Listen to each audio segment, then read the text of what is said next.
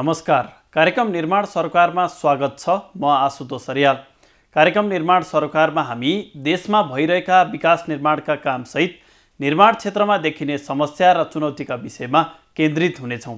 कार्यक्रम निर्माण सरोकारमा हामीले सहरदेखि दूरदराजसम्मका विकास निर्माण सम्बन्धी विषयवस्तुहरू समेट्ने गरेका छौँ। अब लागौँ आजको पहिलो विषयवस्तुतर्फ।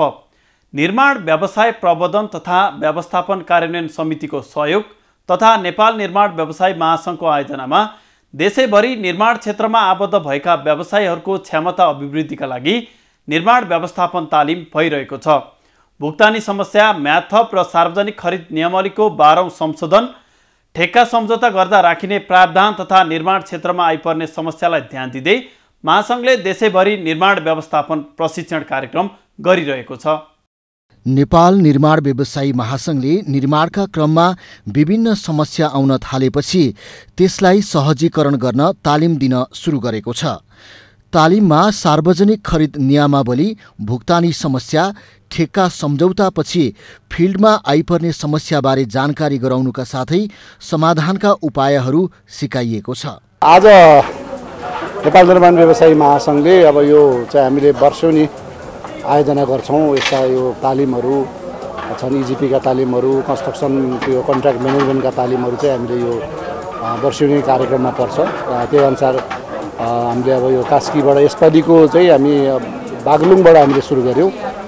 हिजो मात्रै बागलुङको समापन भएको छ भनेदेखि इजिपी तालिम समापन भएको छ र अहिले हामी आजबाट कास्की जिल्ला सङ्घबाट चाहिँ हामीले सुरु गरेको छौँ यो कन्स्ट्रक्सन म्यानेजमेन्ट। एवं रीतिले हामीले चाहिँ यो नेपाल अधिराज्यभरिका जिल्लाहरूमा चाहिँ हामीले यो सुरु गर्छौँ। यो चाहिँ खास गरेर यसको उद्देश्य चाहिँ के हो भन्नुहुन्छ भनेदेखि यो चाहिँ निर्माण व्यवसायीहरू इजाजत पत्र त बनाए, तर इजाजत पत्र बनाइसकेपछि निर्माण व्यवसाय पेसालाई कसरी अगाडि बढाउने र आफ्ना पेसालाई कसरी मर्यादित बनाउने भन्ने कुराहरूको लागि चाहिँ हामीले उहाँहरूलाई एउटा शिक्षा दिनको लागि पनि हामीले प्रशिक्षण कार्यक्रम हो। यसमा चाहिँ सार्वजनिक खरिद ऐनको विषयमा र नियमावलीका विषयमा र नेपाल सरकारको सार्वजनिक खरिद अनुगमन कार्यालयले जारी गरेको एसबिडीको विषयमा चाहिँ हामीले हाम्रा व्यवसायीहरूलाई चाहिँ हामीले अध्ययन गराउँछौँ। अहिले हाम्रो चाहिँ मेन चाहिँ कन्स्ट्रक्सन म्यानेजमेन्ट भनेर हामीले ट्रेनिङ दिइरहेको छ। त्यस अन्तर्गत चाहिँ अहिले 12औं जुन जेठमा भएको हाम्रो नियमावली 12औं संशोधन जुन भयो त्यसमा हामीलाई चाहिँ कन्ट्र्याक्टरको के व्यवस्था छ, के संशोधन भयो त्यो सम्बन्धी र अहिले त्यो नियमावली संशोधन भइसकेपछि अनि हाम्रो जुन विथ डकुमेन्ट हुन्छ जुन हामीले चाहिँ टेन्डर हाल्ने लिने प्रक्रियाको जुन हामीले साइनिङ गरेको हुन्छ ती प्रक्रिया त्यो विथ डकुमेन्टभित्र के व्यवस्था छ त नि अहिले के व्यवस्था गरेको छ नेपाल सरकारले त्यो र हाम्रो चाहिँ त्यसपछि हाम्रो चाहिँ ट्याक्सेसन सम्बन्धी हाम्रो ट्याक्समा अहिले चाहिँ छुटहरू विभिन्न छुटहरू भन्छन्। ती छुटहरू केमा पाइन्छ, भ्याटको जस्तो चाहिँ 30% चाहिँ हामीले नेपाल सरकारले डाइरेक्ट उतार काटेको छ, 70% हामीले बुझाउनु पर्ने छ। त्यसमा पनि हामीले लिने विषय कसरी गर्ने हाम्रो ट्याक्सेसन सम्बन्धी छ आजको सेसनमा र भोलिको सेसनमा चाहिँ हाम्रो कन्स्ट्रक्सन म्यानेजमेन्ट सम्बन्धी र क्लोजिङ सेरोमनी। सहभागीहरू व्यवसायीहरूले तालिम निकै फलदायी भएको बताएका छन्। प्राविधिक विषयहरूमा राम्रो जानकारी नहुँदा धेरै समस्या खेप्नु परेका व्यवसायीहरूले तालिमबाट प्रविधि विषयका साथै कानुनी विषयमा पनि जानकारी पाउँदा काम गर्न सहज हुने बताएका छन्। निर्माण व्यवसाय महासङ्घ केन्द्रीय कार्यालयबाट आयोजित यो कार्यक्रम हो। यो कार्यक्रममा विशेष गरी अहिले हाम्रो देशभरिका निर्माण व्यवसायीहरूले सरकारी अफिसहरूबाट जो सरकारबाट चाहिँ टेन्डर निस्किन्छन् ती टेन्डरहरूमा ती टेन्डर चाहिँ कसरी निस्केका छन्, ती टेन्डर निस्किँदाखेरि त्यो बिओक्यूमा के लेखिएको छ त्यो बिओक्यूको अध्ययन चाहिँ तपाईँहरूले गर्नुभएको छ कि भएको छैन। बिओक्यूको अध्ययन गरेर मात्रै चाहिँ ठेक्का हाल्दा राम्रो हुन्छ र त्यहाँभित्र भएका कुराहरू जति पनि सरकारले त्यहाँ चाहिँ एट्याच गरेको छ ती कुराहरूलाई तपाईँहरूले ज्ञान प्राप्त गरेर तपाईँहरूले चाहिँ टेन्डर डकुमेन्ट बिड गर्नुभयो भने भोलि आउने अप्ठ्याराहरूमा तपाईँहरूलाई आफैबाट पनि सहजीकरण हुन्छ र महासङ्घले पनि सहजीकरण गर्न सक्छ भन्ने हेतुले महासङ्घले यो चाहिँ ट्रेनिङको आयोजना गरेको हो र यसमा व्यापक हाम्रो साथीहरूको उपस्थिति राम्रो छ। हाम्रो कास्कीमा भएको व्यवसायहरूलाई बिडिङ डकुमेन्टमा एकदमै जति पनि कुरा अज्ञान थियो त्यो ज्ञानको त्यसको बारेमा चाहिँ अलिकति हामी व्यवसायहरूमै अलिकति समस्या छ भनिसकेपछि चाहिँ महासङ्घ थ्रु नै चाहिँ यसलाई अलिकति आवश्यक क्लियरिफाई गर्नुपर्छ र विज्ञहरू टोली ल्याएर चाहिँ हामीले केही कुरा सिक्नुपर्ने छ भनिसकेपछि उहाँहरूले आएर अहिले हामीलाई सुरुको सेसनमा हामीले चाहिँ सार्वजनिक खरिद ऐन 12 मा संशोधनमा जे कुराहरू समेत दिएका थिए ती कुराहरूलाई अलिकति भयो नि क्लियरिफाई गरिदिनु भएको छ। अबको सेसन भनेको चाहिँ हामी स्टार्ट बिडिङ डकुमेन्टमा चाहिँ हामी tender bid normally tender bid मात्रै गरिरहेको हुन्छौँ होइन, तर हरेक ठाउँमा राज्यले हामीलाई कस्तो कुरामा अप्ठ्यारो गरिरहेको हुन्छ र व्यवसायले कुन कुरा चाहिँ कसरी फेस गर्न नजान्दै गर्दाखेरि आफू फसिरहेका छन्। त्यो कुरा चाहिँ हामी नेक्स्ट पार्टमा सिक्दैछौँ। ठेक्का सम्झौतामा राखिने प्रावधान आयोजना निर्माणको क्रममा फिल्डमा आउने विविध समस्याका कारण व्यवसायीहरूले समयमा निर्माण सम्पन्न गर्न सकिरहेका छैनन्, जसलाई सहजीकरण गर्न सरकारवाला निकायले तालिम लगायतका विभिन्न कार्यक्रम आयोजना गरी पूर्वाधार निर्माणमा काम गरिरहेका बताइएको छ। जसलाई सहजीकरण गर्न सरकारवाला निकायले तालिम लगायतका विभिन्न कार्यक्रम आयोजना गरी पूर्वाधार निर्माणमा काम गरिरहेका छन्। निर्माण व्यवसायीहरूको क्षमता अभिवृद्धि गर्न सरकारी निकायबाट समेत विशेष ध्यान दिन आवश्यक देखिन्छ। देशको पूर्वाधार निर्माणमा काम गरिरहेका निर्माण व्यवसायीहरूको क्षमता अभिवृद्धि गर्न सरकारी पक्षबाट पनि महासङ्घसँग सहकार्य गरी निर्माण क्षेत्रको क्षमता अभिवृद्धि गर्न काम गर्न आवश्यक देखिन्छ।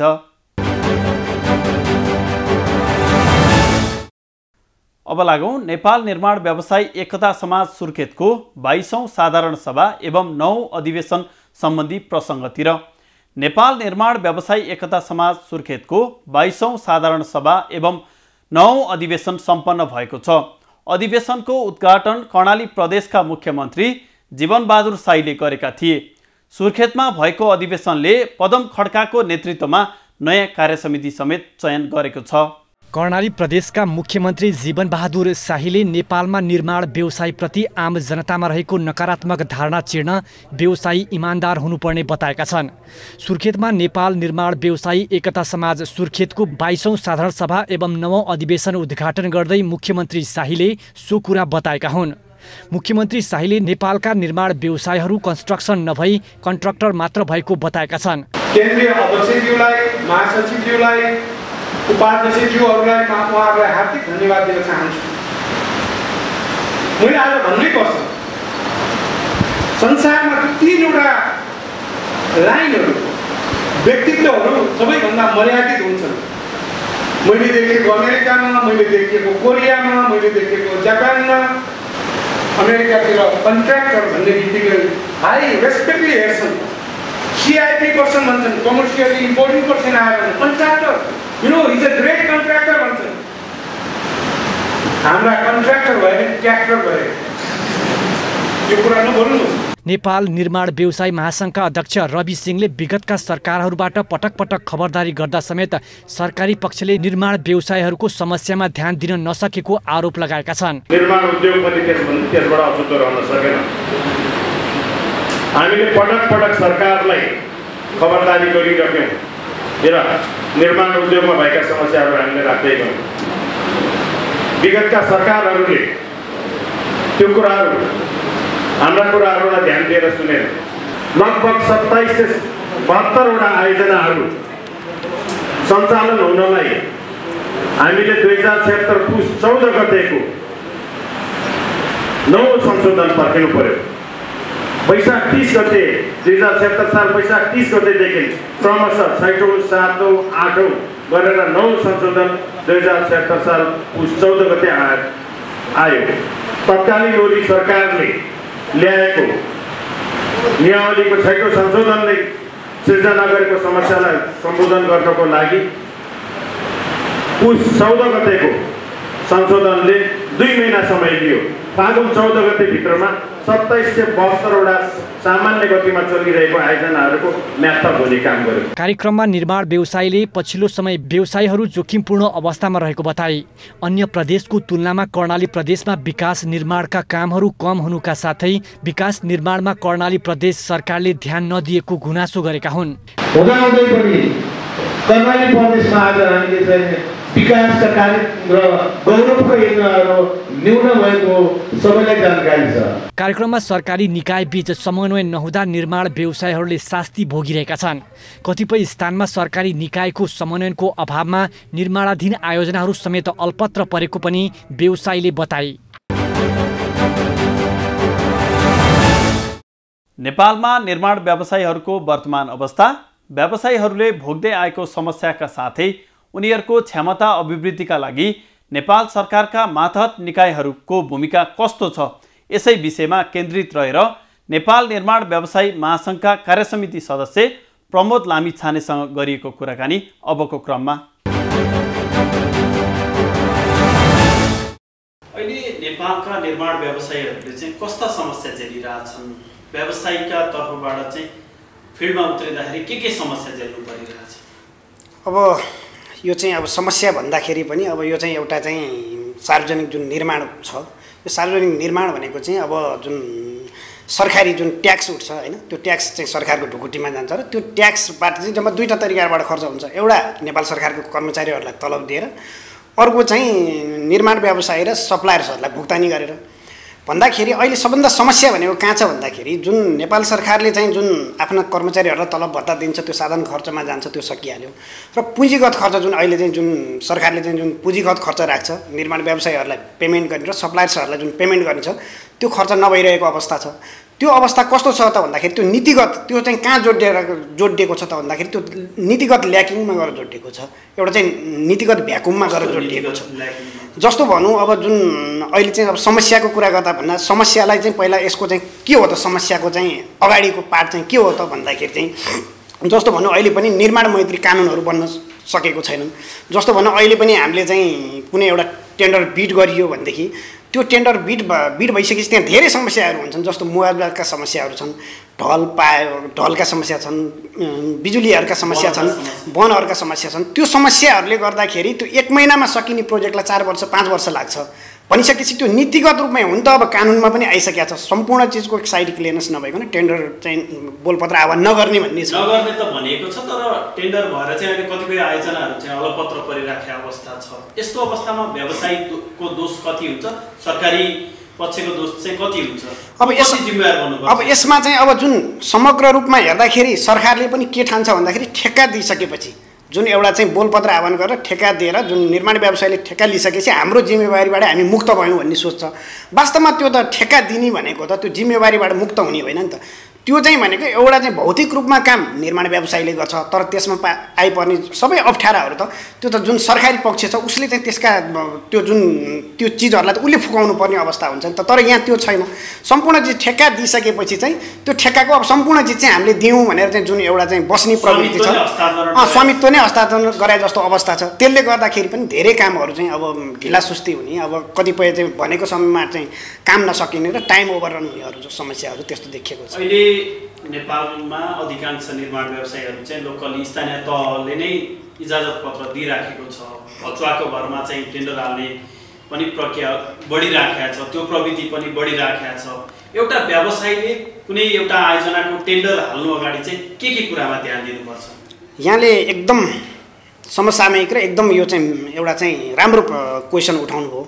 र यो वास्तवमा भन्ने हो भनेदेखि एउटा निर्माण व्यवसायी भने के हो त? उसले चाहिँ लाइसेन्स लिने बित्तिकै त ऊ निर्माण व्यवसायी हुँदैन। उसलाई कमसेकम यति ज्ञान हुनु पऱ्यो, कमसेकम उसलाई चाहिँ कमसेकम प्रविधि सम्बन्धी ज्ञान हुनु पऱ्यो, टेक्निकल कुराहरू थाहा हुनु पऱ्यो। त्यसपछि सार्वजनिक खरिद ऐन सम्बन्धी ज्ञान हुनु पऱ्यो, किन भन्दाखेरि त्यही ऐन अनुसार नै यो चाहिँ कामहरू चल्ने हो, त्यो ज्ञान उसलाई हुनु पऱ्यो। त्यसै गरी उसलाई ट्याक्स सम्बन्धी नलेज हुनु पऱ्यो। ट्याक्स सम्बन्धी उसलाई ज्ञान हुन सकेन भने पनि यसबाट चाहिँ यो काम गर्न धेरै गाह्रो पर्छ। त्यसपछि प्रोक्युरमेन्ट सम्बन्धी ज्ञान हुनु पऱ्यो, भन्नाले कहाँबाट खरिद गर्ने, कसरी चाहिँ यसलाई चाहिँ जुन मेटेरियलहरू म्यानेजमेन्ट गर्ने त्यो सम्बन्धी उसलाई ज्ञान हुनु पऱ्यो। त्यसपछि एकाउन्ट सम्बन्धी ज्ञान पनि हुनुपर्छ। एउटा निर्माण व्यवसायीलाई एकाउन्ट सम्बन्धी आफ्नो चाहिँ उयोहरू चाहिँ आफ्नो प्रोजेक्टहरू कसरी गइरहेको छ र आफ्नो प्रोजेक्टको हरिसाबहरू कसरी गइरहेको छ भन्ने एउटा चाहिँ लेखा सम्बन्धी ज्ञान हुनु पऱ्यो। त्यसै गरी उसलाई इन्सुरेन्स सम्बन्धी पनि ज्ञान हुनु पऱ्यो। मेरो चाहिँ के गर्दाखेरि, किन भन्दाखेरि भोलि त धेरै क्षतिहरू बेहोर्नुपर्छ हो। यी यावत चिजहरू गरिसकेपछि त्यो उसलाई कमसेकम त्यो विषयमा ज्ञान छ भनेदेखि ऊ एउटा कन्ट्र्याक्टर हुन्छ। र त्यसै कन्ट्र्याक्टर होइँदैन। कन्ट्र्याक्टर भनेको चाहिँ कस्तो हो भने जब हामी स्कुल पढ्छौँ नि, 1 कक्षा 2 कक्षा 3 कक्षा 5 कक्षा 10 कक्षा त्यसपछि चाहिँ अब ब्याचलर मास्टर्स गर्ने भनेको जस्तै कन्स्ट्रक्सन पनि त्यही फेजबाट जान्छ। जस्तो भनौँ उसलाई पनि एक्सपिरियन्सका कुराहरू हुन्छन्, टर्नओभरका कुराहरू हुन्छन्, तब मात्र ऊ चाहिँ एउटा एज होल ऊ चाहिँ एउटा चाहिँ निर्माण व्यवसाय हुन्छ। तर हामी कहाँ अहिले कस्तो छ भन्दाखेरि आज लाइसेन्स लियो अनि भोलिबाट काम सुरु गऱ्यो, उसलाई यो सम्बन्धी नलेज केही पनि थाहा हुँदैन र कतिपय अवस्थामा यसरी पनि निर्माण व्यवसायहरू चाहिँ बदनाम हुनुपर्ने अवस्था आइरहेको छ। यसको लागि चाहिँ म चाहिँ सबैलाई के देशभरिका जति पनि हाम्रा चाहिँ निर्माण व्यवसायमा लाग्छु भन्ने जति पनि हुनुहुन्छ उहाँहरूलाई म के आह्वान गर्न चाहन्छु भने मैले जुन अघि निवेदन गरेँ जुन कुराहरू त्यो कुराहरू कमसेकम यहाँहरूले चाहिँ कमसेकम त्यसको ट्रेनिङ लिएर हुन्छ कि या बुझेर हुन्छ कि अध्ययन गरेर मात्रै लाइसेन्स लिएर यो काममा आउनुहोस् भन्ने चाहिँ म आह्वान गर्न चाहन्छु। यसरी हसुवाको भरमा टेन्डर हाल्दाखेरि ठेक्का लिँदाखेरि चाहिँ व्यवसायी कस्ता खालका जोखिममा परेका छन्? अब यसमा यस्तो छ, कतिपय बुझिकन पनि सर्टिफिकेटको लागि टर्नओभरको लागि भनेर पनि कतिपयले चाहिँ ठेक्का जुन बिड गर्नुहुन्छ लो बिड गर्नुहुन्छ उहाँहरूले त्यो आफूलाई घाटा सहेर पनि पछि चाहिँ टर्नओभर र सर्टिफिकेट लिएर पनि म आउँछु भनेर चाहिँ त्यो टाइपबाट जानेहरूले उहाँहरूले क्षति बिहोर्नुहुन्छ। अनि कतिपय चाहिँ नितान्त कोर्रा जो चाहिँ उहाँहरूलाई यो सम्बन्धी कुनै ज्ञानै छैन, अरूको लैमा लागेर चाहिँ यो काम गर्यो भनेदेखि चाहिँ म चाहिँ राम्रो फाइदा लिन्छु, यो काम चाहिँ एकदम फाइदा काम रहेछ भनेर जसरी आइरहनुहुन्छ र अहिले त के अरे नगरपालिका स्थानीय तहले आफै लाइसेन्सको जुन दिने व्यवस्था गरेको छ त्यहाँ जानुहुन्छ, लाइसेन्स बनाउनुहुन्छ, उहाँलाई त्यो विषयमा केही ज्ञानै छैन। अनि त्यस्ता व्यक्तिहरू आउनुहुन्छ र 50-60-70% बिलो हालिदिनुहुन्छ, उहाँहरूलाई त्यो विषयमा केही ज्ञानै छैन। अनि त्यस्ता व्यक्तिहरू पनि जोखिममा परिरहनु भएको अवस्था देखिन्छ। अहिले तपाईँहरूले चाहिँ देशव्यापी रूपमा कन्स्ट्रक्सन म्यानेजमेन्ट भनेर एउटा ट्रेनिङ दिइरहनु भएको छ, प्रशिक्षण दिइरहनु भएको छ। यो कन्स्ट्रक्सन म्यानेजमेन्ट भनेको चाहिँ के हो, यसलाई कसरी बुझ्ने? अब यो चाहिँ अब निर्माण व्यवसाय महासङ्घले चाहिँ यो झनै आजभन्दा 6-7 वर्ष अगाडिदेखि नै रेगुलर अब इजिपी ट्रेनिङ र यो चाहिँ कन्स्ट्रक्सन म्यानेजमेन्ट सम्बन्धी तालिमहरू दिइरहेको छ। अब इजिपी ट्रेनिङ भनेको चाहिँ हामी जब ठेक्काहरू बिड गर्छौँ त्यो कसरी गर्ने के गरी गर्ने भन्ने त्यो ज्ञान त्यसको ट्रेनिङ हो। अब कन्स्ट्रक्सन म्यानेजमेन्टमा चाहिँ एज होल जस्तो अब त्योभित्र चाहिँ कतिपय ठाउँमा चाहिँ एसबिडीका कुराहरू, अब ट्याक्सका कुराहरू होइन, अब कन्स्ट्रक्सनलाई कसरी म्यानेजमेन्ट गरेर काम गर्ने भनेर चाहिँ त्यो टाइपका ट्रेनिङहरू चाहिँ हामीले चलाइरहेछौँ। र अहिले अब हाम्रो टेन्टेटिभली डाटा हेर्ने हो भने करिब हामीले यो 4-5 वर्षमा झन्नै 30-35वटा जिल्ला र करिब चाहिँ 50-55वटा चाहिँ हामीले यस्ता ट्रेनिङहरू चलाइसकेका छौँ र यसले धेरै हाम्रा चाहिँ जुन व्यवसायीहरूलाई चाहिँ क्षमता अभिवृद्धि गर्नमा पनि सहयोग गरेको छ। र यस्ता ट्रेनिङहरू अझ यसलाई विस्तार गरेर हाम्रो चाहिँ अब महासङ्घले एउटा नीति नै लिएको छ कि जति सकेको चाहिँ राम्रोसँग ट्रेनिङहरू चाहिँ धेरै ट्रेनिङहरू गराएर हाम्रा चाहिँ जुन सदस्यहरूलाई चाहिँ एउटा चाहिँ क्षमता अभिवृद्धि गराउनुपर्छ भन्ने एउटा लक्ष्य पनि राखेको छ महासङ्घले। दात्री निकायको सहयोगमा बन्दै गरेका आयोजनाहरू चाहिँ अलपत्र जस्तो परेका छन्, त्यो चाहिँ अब लक्ष्यअनुसारको प्रोग्रेस गर्न सकिरहेको छैनन्। यस्तो अवस्थामा नेपालका निर्माण व्यवसायीले एकातिर काम नपाउने, अर्कोतिर जनताले शास्ति पाउने पनि अवस्था छ। जस्तो भनौँ अब दात्री निकाय भन्नाले हामीले चाहिँ ओल्ड ब्याङ्क एजिबी के अरे एडिबी भनौँ एसियल डेभलपमेन्ट ब्याङ्क होइन, त्यसपछि अहिले हाम्रो चाहिँ जुन चलिरहेका फन्डहरू कुरा गर्दाखेरि Indian Exim bank, Chinese Exim ब्याङ्कबाट चाहिँ सरकारले एउटा चाहिँ लोन लिएर यो हाम्रा भौतिक पूर्वाधारहरू बनाइरहेको छ।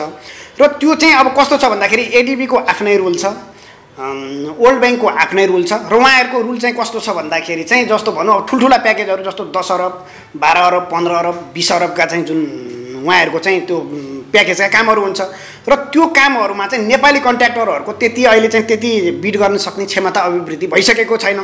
उहाँहरूले नियम त्यस्तो बनाइदिनु भएको छ, त्यो उहाँहरूको नीति त्यस्तो छ, अलिक ठुल्ठुला प्याकेजहरू छ।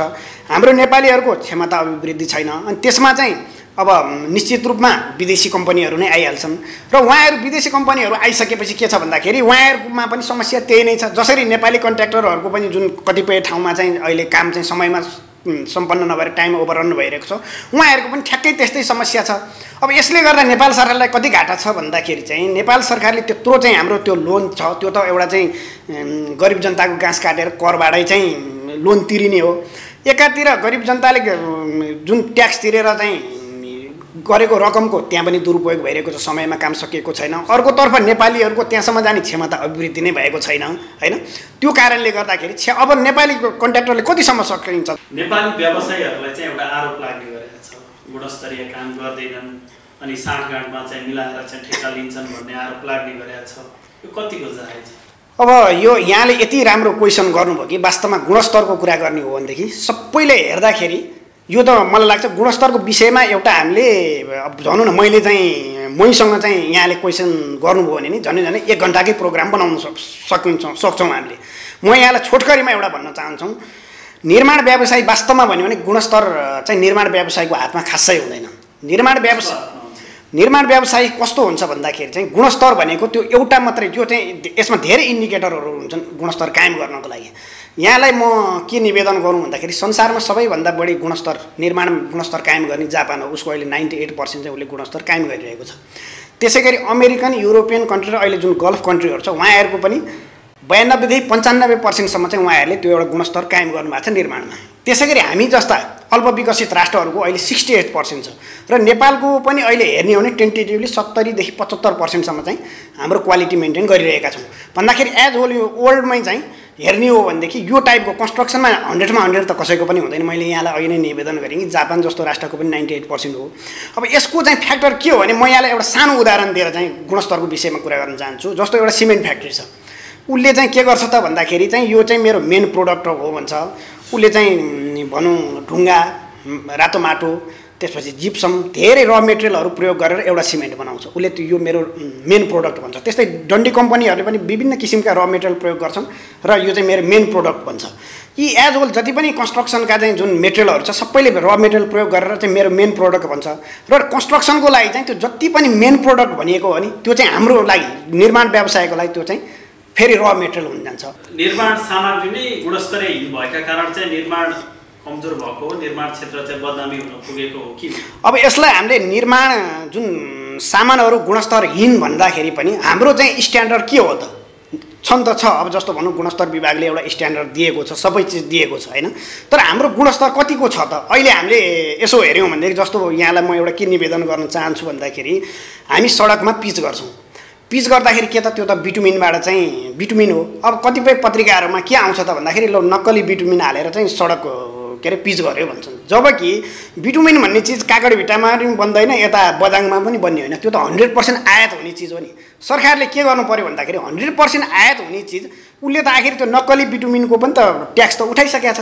भनेपछि सरकारले नै आफैले त्यस्तो काम गरिरहेछ नि त, नक्कली सामानहरू ल्याउन प्रशय दिइरहेछ। सरकारले के गर्नु पर्यो भन्दाखेरि अब जहाँबाट भिटामिन हामी चाहिँ भित्र्याउँछौँ त्यो ठाउँमा चाहिँ ल्याब टेस्ट गर्ने मेसिन राख्नु पर्यो र त्यो ल्याब टेस्ट गरिसकेपछि त्यो फेल भयो भने जुन देशबाट आएको छ त्यही देशमा फिर्ता पठाइदिनु पर्यो। त्यति गरिदियो भने पनि त समस्याको समाधान हुन्छ नि। त्यसमा हामीले गर्न सकिरहेका छैनौँ।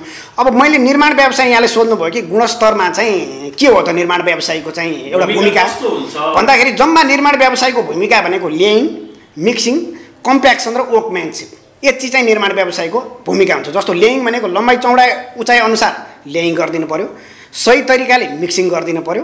त्यसपछि चाहिँ वर्कम्यानसिप भन्नाले लाइन लेभल उसको चाहिँ जे हो त्यो अनुसारको लाइन लेभल मिलाइदिनु पर्यो र कम्प्याक्सन भनेको जति पर्सेन्ट कम्प्याक्सन दिनुपर्ने हो त्यति कम्प्याक्सन। त्यसपछि त निर्माण व्यवसायको हातमा गुणस्तर कायम गर्ने कुनै आधारै रहँदैन, उसको चाहिँ त्यसमा चाहिँ भूमिकै रहन सक्दैन। यति चिज चाहिँ निर्माण व्यवसायको हो।